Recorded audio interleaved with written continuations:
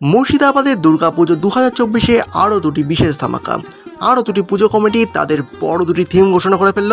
একটি হলো বহরমপুরের কাশিমবাজার এলাকার এবং আরেকটি হলো কুমোরথি এলাকার। প্রথম কথা বলি, কোথাকার বলবো, প্রথমটা বলি হচ্ছে কাশিমবাজারেরই। কাশিমবাজারের প্রায় অনেক দিনের বিখ্যাত, অনেক দিনের পরিচিত 56তম বর্ষের পুজো কাশিমবাজার রাজা আশুতোষনাথ স্মৃতি সমিতি, সেই পুজো কমিটি এই বছরের থিম নেপালের পশুপতিনাথ মন্দির। প্রত্যেক বছরের মতো এই বছরেও তারা কিন্তু দারুণ চমক দিতে চলেছে। এই বছর 56তম বর্ষে তারা নেপালের পশুপতিনাথ মন্দির বানিয়ে সমগ্র মুর্শিদাবাদবাসীকে কিন্তু চমক দিতে চলেছে। এবং দ্বিতীয় যে পুজো কমিটির কথা আজকে আমি এই ভিডিওতে বলতে চলেছি, সেটি হলো কুমোরথি এলাকার, মুর্শিদাবাদ জেলার কুমোরথি এলাকা, যেটি সাগরদিঘিতে অবস্থিত। সেখানকার কুমোরথি সার্বজনীন দুর্গোৎসব সমিতি তাদের 2024 সালে 37তম বর্ষ পদার্পণ করতে চলেছে। তাদের এই বছরের থিম 32টি প্রতিমার সমন্বয়ে অযোধ্যাপতি ভগবান শ্রীরামচন্দ্রের রামলীলা।